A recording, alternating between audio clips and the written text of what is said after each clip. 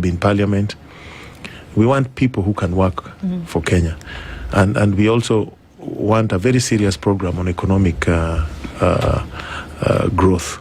Yeah, and then we want to fight corruption. And you could ask us what our programs are on those areas. I'll explain them to you. Caroli, it's been said for a very long time that the history of ODM is well understood, that ODM has been a party that has been pro-people, anti-oppression for a very long time. And Raila Odinga stood for that, and even when Kenyans were on the streets 2024, the broad-based arrangement was not a political formation. It was there to achieve the 10-point agenda that he felt was concerns that needed to be addressed immediately.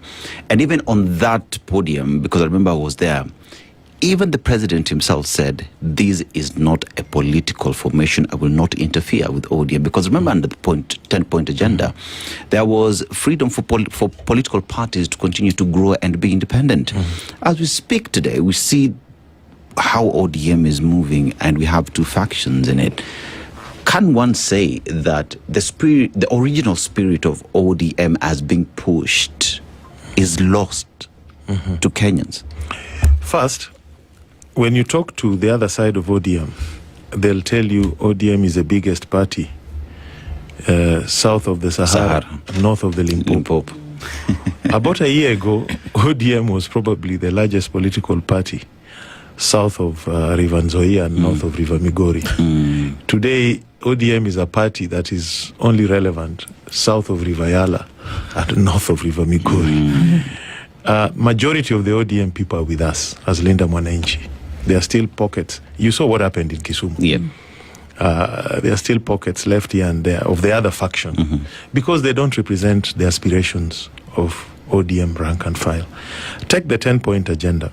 Baba was very clear. Baba said the Gen Z revolution has created a set of circumstances that the government had to be stabilized.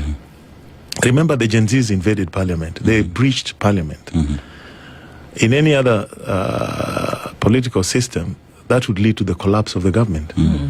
And Baba did not invite himself.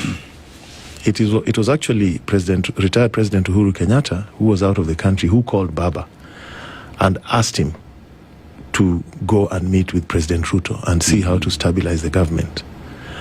Because nobody understood what would follow next if Ruto's government fell on that day, because we had not gone through that as a country. If the constitutional order then came down. So Baba went in there to stabilize government, and it was very clear. He said, we are not in a coalition. I think he said that very well. And there was a suggestion that members of ODM be co-opted in parliament. And Baba had two mindsets on that. At one time, he didn't want the politicians to go into government. He wanted technocrats to go into government, and that brought a bit of a challenge.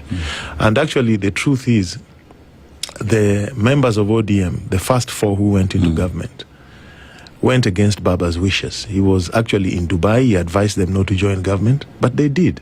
And when Baba came back, he said very clearly, they went on their own in their individual capacities. And people almost killed him for that.